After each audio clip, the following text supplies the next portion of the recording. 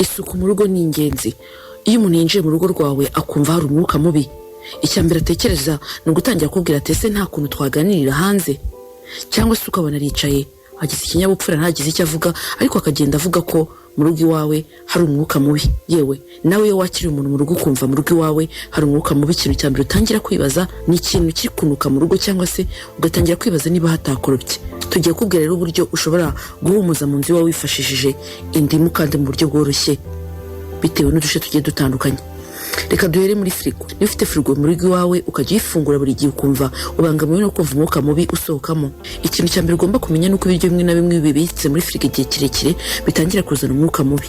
Icyo ugomba gukora rero ni ukubanza gukura ikintu kiri kunutsa firigo mo aho ngaho, hanyuma warangiza ugafata indimu ukayikatamo ibice bigiye bitandukanye ukayitereka muri firigo.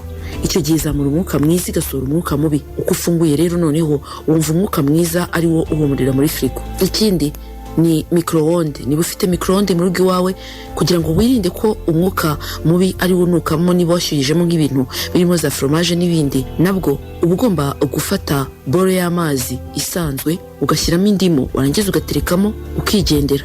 Ibi ukabigumishamo hagati y'iminota 3 n'5 uko umaze gukuramo ibyo kurya, ariko ukabikora micro-onde izimije. Umwuka mwiza niwo uhita ugumamo. Reka noneho tujye kuri twa tuntu wifashisha hazarape, ibyuma ndetse n'ibindi ukoresha mu gikoni.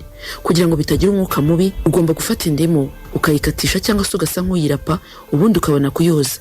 Icyo gihe igira umwuka mwiza, bityo bigatuma nta muntu uyikoresha ngo yinube. Kimwe ukatiraho rero ibiryo bigiye bitandukanye, ni ukuvuga nk'imboga, ibitunguru n'ibindi. Ahangaha icyo ukora iyo umaze kubikoresha, ufata indimu ugasigaho, bityo bigatuma wa mwuka mubi bishobora guteza ushiraho burundu. Reka tujye hahandi wogereza, mwe akunze kwita muri lavabo n'ahandi. Aha rero naho iyo umaze kuhogereza, icyo ukora ni ugufata indimu ugasigamo ukigendera ukamara nk'iminota 30 utarahoza, nyuma ukaza kugaruka noneho ukahakuba. Icyo gihe bizamura umwuka mwiza mu nzu, bityo bigatuma nta mwuka unuka.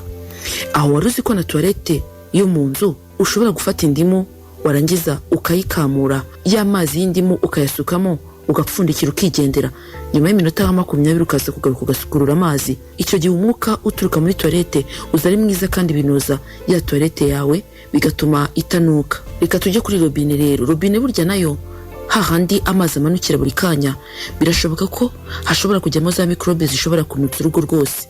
Aha rero uburyo buri naturel bwo kwasukura ni ugukandiramo indimu buri uko umaze kuhogera.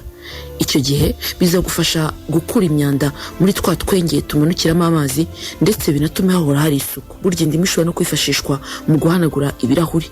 Icyo ukora ni uko ufata igice cy'indimu ukajya ugenda usigaho gake gake ku birahure, ari nako uhita uhanaguza agatambaro kumutse. Bituma ibirahure bicya kandi hagahorana isuku. Reka dusoreze kuri puberi. Puberi yo mu nzu buryo ushyiramo ibintu nayo ishobora kuba isoko y'umwuka mubi mu rugo. Icyo ukora ni ukuyogesha indimu, ukasa nk'aho indimu wayigize isabune ukayikubisha, ubundi ukabona kuyogesha.